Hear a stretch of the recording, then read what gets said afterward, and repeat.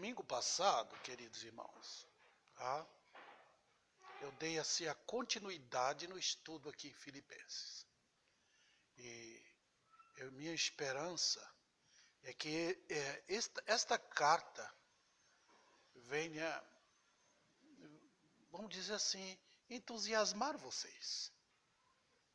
Para que nós juntos sirvamos ao Senhor. Ah, neste mundo, irmãos, nós somos descartáveis. Um dia nós vamos partir daqui, cada um de nós. A gente sempre segue o roteiro lógico. O mais velho, depois em segundo lugar e tal e tal. Mas nem sempre acontece assim, né? Às vezes Deus tira o mais novo. Então, mas de qualquer forma, eu quero lembrar que nós devemos lutar para deixar aqui aquilo que é verdadeiro. Minha luta tremenda aqui por muito tempo em pregação, dedicação à palavra de Deus, com toda esta fraqueza minha, ao lado da minha esposa, dos meus filhos. A minha luta é para que o evangelho bíblico, o evangelho que faz o mundo temer e tremer, seja pregado, que venhamos a trazer isso a lume à nossa sociedade. O preço é caro. Nós vamos ver o porquê aqui nesse texto. A igreja de Filipos, eu não sei, a Bíblia não fala quantos membros tinha. Não importa. O que importa é o grupo que tem. Sempre assim, Deus sempre trabalhou com o grupo que crê. O que não crê, ele tira. Não crê, tira. Onde Deus tem que operar a maravilha dele, não pode haver incredulidade. Tem que tirar. Então ele trabalha sempre com o grupo que crê. Com o grupo que não está olhando com dúvida de Deus. Nós não podemos duvidar dele. Nós temos que crer nas suas promessas. Então, a igreja de Filipos foi uma igreja que foi coparticipante do ministério de Paulo. E foi algo, irmãos, impressionantemente emocional e intelectual também. É porque quando nós lidamos só com emoções, aquilo passa. Alguém pode gostar do evangelho logo no início, gostar daquela igreja, gostar do pastor, mas isso passa. Com o tempo vai embora. Tem que ser intelectual e emocional. Então nós vamos passar agora, queridos irmãos, os versículos 3 até o versículo 11. Tá? O propósito aqui é mostrar o que exatamente Paulo fala. Ele está lembrando de como aquela igreja se uniu a ele por uma causa, a causa do evangelho. Foi algo que não ocorrera antes com outra igreja. Tá? Paulo lembrou da igreja em Tessalônica, lembrou do que Deus fizera lá, como o povo mostrou que era um povo eleito de Deus. Mas a igreja de Filipos, e os irmãos ouviram Jonatas falar sobre o local estratégico onde Paulo começou, ali naquela região, até atingir Roma. Então, a igreja de Filipos se tornou uniu-se com Paulo nesse objetivo. Então vamos agora ver como Paulo organiza-se nesses versículos. Em primeiro lugar, Paulo fala sobre os agradecimentos. Ele voltou o seu coração para Deus. E nós vamos ver isso no versículo 3 a 6. Depois nós vamos ver, irmãos, como Paulo fala da profundidade desta gratidão que ele tinha, como chegou até as entranhas dele. E, em terceiro lugar, Paulo fala sobre a saudade, como é que eles estavam junto com ele. em todos os aspectos. Depois nós vamos tratar, irmãos, da oração de Paulo. Tá? E esse será o final do assunto aqui. São detalhes que eu considero de infinda importância para nós. Em primeiro lugar, vamos ver o versículo 3. Dou graças ao meu Deus por tudo que lembro de vós, fazendo sempre com alegria súplicas por todos vocês em todas as minhas orações. A lição número 1 aqui é que, por mais que nós estimemos a participação da igreja, o envolvimento dela com o ministério, com o pastor ou com o missionário, tudo tem em vista a glória de Deus. Quando nós tiramos a glória de Deus, nós estamos envolvidos em quê? Em idolatria. É muito perigoso, irmãos, nós tirarmos a glória de Deus e focar no homem. Uma igreja pode gostar de um pastor, porque ele prega bonito, porque ele é muito abençoado. Eu conheço igreja assim. Todo mundo voltado para o pastor. Eu conheço uma igreja assim. A igreja é grande, tem umas 2.000 pessoas. Mas o foco é o obreiro, não a glória de Deus. Então eles são levados pela influência de um homem. Paulo diz aqui no começo: dou graças ao meu Deus. Você só encontra isso no cristianismo, irmãos. Dou graças a Ele. Porque quem faz isso? Quem faz toda a obra maravilhosa? Quem canta os corações para o trabalho dele? É Deus. Paulo foi enviado por Deus. Paulo mesmo disse: sou servo. Então não era para focar nele, olhar para ele como se fosse o encanto de tudo. Não. Deus. Tudo o que fizerdes, em palavras, em obras, fazei tudo para a glória de Deus. E é assim. O ministério é assim. Então, queridos irmãos, outro detalhe, a humildade de Paulo. É impressionante isso. Às vezes, um pastor gosta demais de uma igreja. Por quê? A igreja teve afinidade com ele. Ele vai para outro lugar, e aí ele até deseja voltar para aquela igreja. Ele espera que aquela igreja o chame de novo, porque ele quer voltar para trabalhar naquela igreja. Tá? Às vezes até um homem sincero, uma igreja sincera, que gostou do pastor. Eu me lembro, lá na Bahia, quando o pastor João Amado esteve na minha igreja, onde eu nasci, fui criado, a cidade onde eu nasci, fui criado. A igreja amou tanto o pastor João Amado, tanto, que quando ele saiu, foi para São Mateus, os irmãos choraram lá. Porque João Amado era muito amado. O nome dele mostrava quem ele era. A igreja realmente chorava, porque ele tratava todo mundo bem. Ele sabia como lidar com a igreja. Tá? João Amado ganhou presentes de homens ricos lá. Ele ajuntou alguma coisa, porque todo mundo gostava dele. João Amado não era um homem orgulhoso, vaidoso, voltado a dinheiro. Não era. Era um homem simples. Mas aqui não foi o caso de Paulo. Sabe onde Paulo estava? Ele estava preso. Paulo estava preso. E os irmãos sabem o que é ficar numa prisão? Olha, quando a gente está doente, como o caso desse problema no meu olho, eu tive que ficar 21 dias ali, olhando para baixo, deitado com o rosto voltado para baixo, andando assim dentro de casa e pegando assim para não tropeçar em alguma coisa. Irmãos, é tão difícil que a gente quer que o tempo passe logo.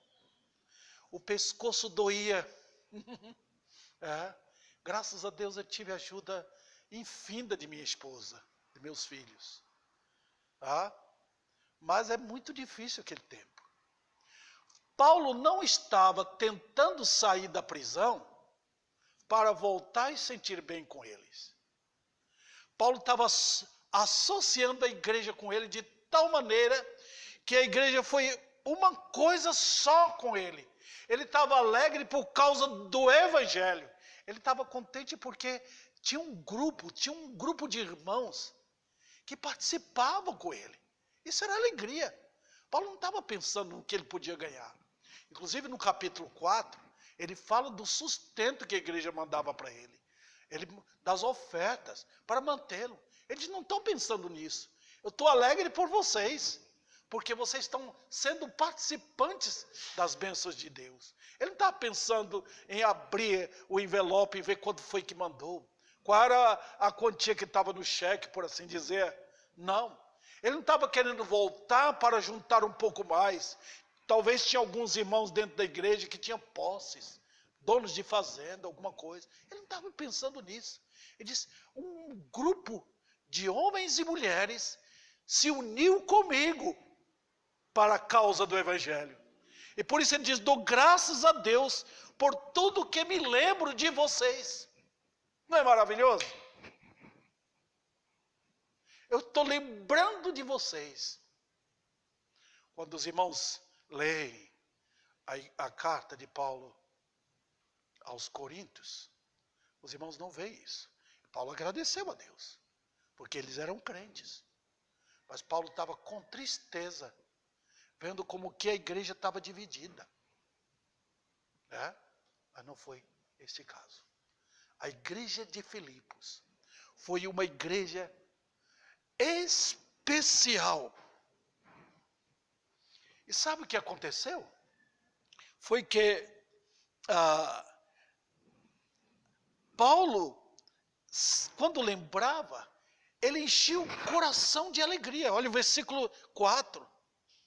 Fazendo sempre com alegria súplica por todos vós em todas as minhas súplicas. A palavra oração aqui é a mesma palavra que vem anterior aqui, súplicas e súplicas. Ele repete o assunto. Paulo, quando ele pensava naqueles irmãos, ele não estava ali sentado, ai que saudade, saudade daquele jantar gostoso na casa do irmão fulano de tal, saudade daquele tempo social. Não. Ele disse, esses irmãos se envolveram com a causa mais gloriosa que tem, a causa do evangelho. Isso motivou a voltar para Deus. Senhor, o que Paulo estava fazendo? Ele disse, Deus começou. Então eu vou continuar pedindo. Senhor, que esta causa continue. Já imaginou? Eu ser preso ou morrer, estar lá no hospital, esperando o momento final de partir deste mundo, e lembrar da igreja aqui? Lembrar de vocês? Aqueles irmãos que nunca abandonaram a causa, que se uniram com a causa que eu pregava, com o mesmo evangelho que eu sempre criei.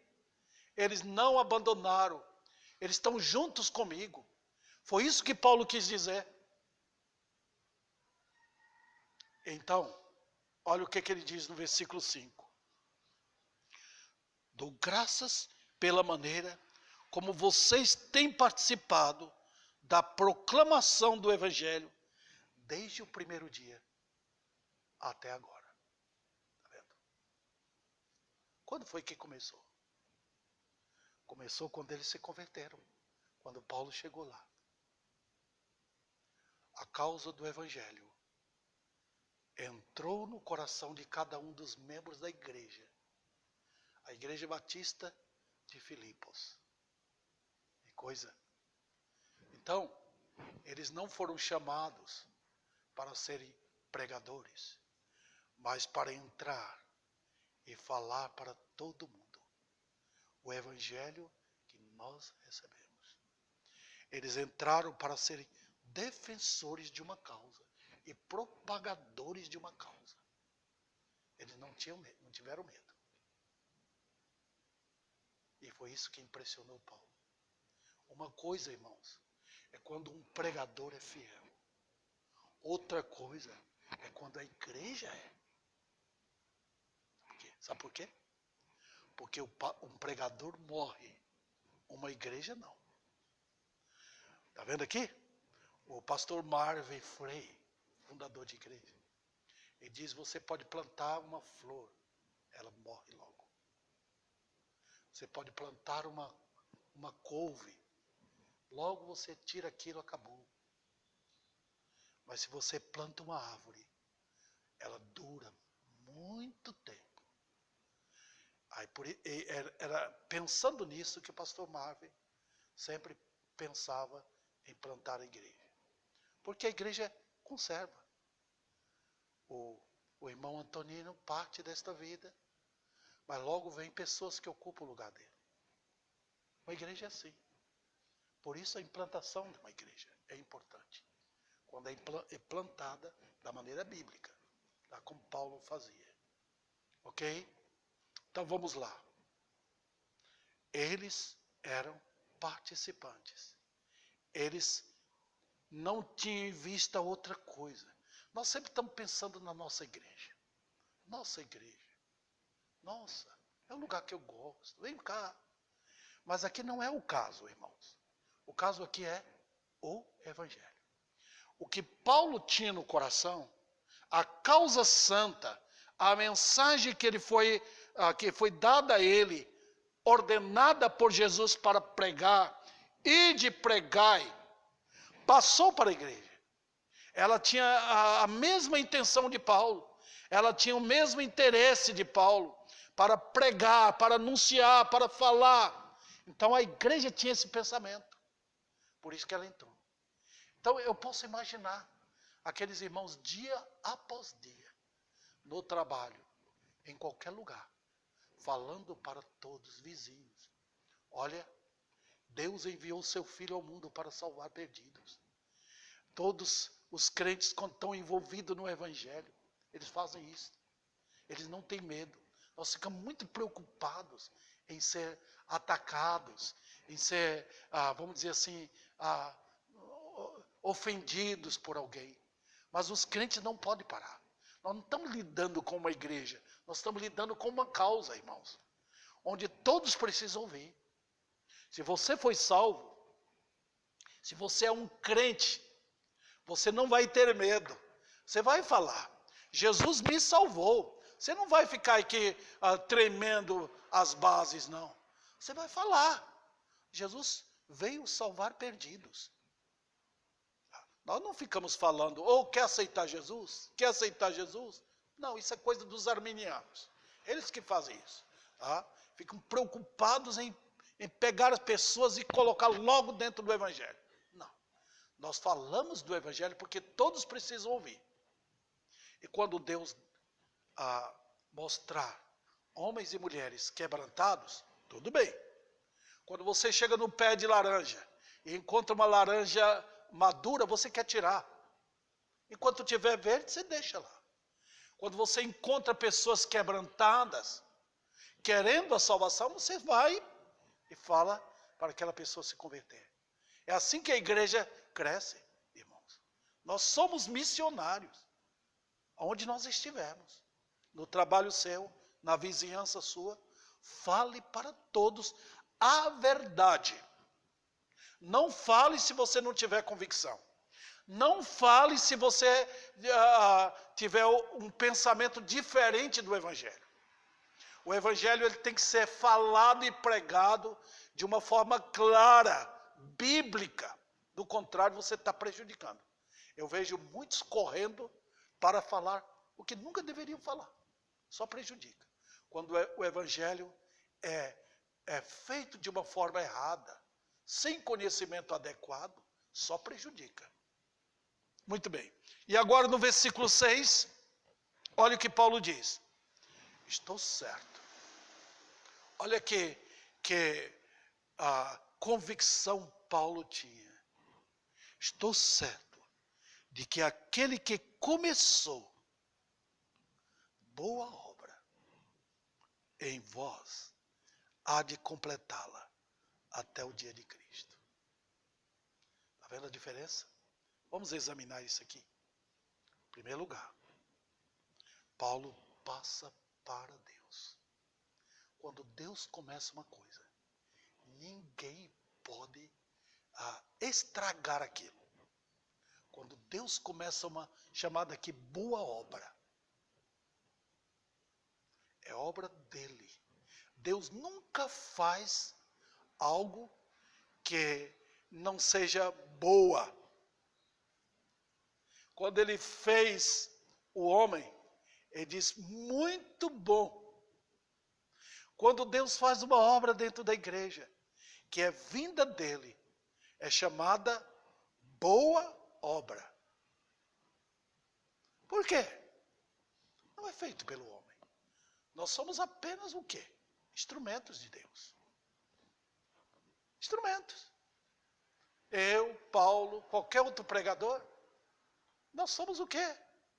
Porta-vozes de Deus. Se Deus aprouver salvar almas hoje, quem faz é Ele. Eu vou pregar hoje à noite. Eu vou pregar o Evangelho. Mas quem faz a obra? Deus. Mas notem que Paulo fala. Aquele que em vós começou, foi dado início por Ele. O autor de toda boa obra e todo dom perfeito foi Deus. Ele vai aperfeiçoá-la. Ele vai completar. Até quando? Até o dia de Cristo. Vendo aqui? Oh, meus irmãos, Deus nunca começa algo e para. Ele continua. O dia de Cristo, na Bíblia, é uma referência ao dia quando Ele voltar. Deixa eu olhar de dois ângulos aqui. Tem uma maneira de entendermos do dia da volta de Cristo.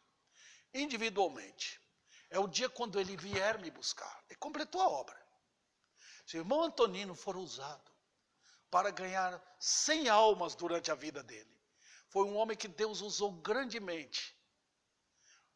Começou uma boa obra na vida de Antonino. E ele fala para todo mundo. Ele convida pessoas, vamos à igreja ouvir a palavra de Deus. É um homem usado por Deus. No dia que o Senhor vier buscá-lo, é o dia de Cristo. É assim. Vamos estar aqui a irmã Rosa. Ela ama Deus. E ela é usada por Deus para falar para as amigas, os parentes. Olha, Cristo me salvou.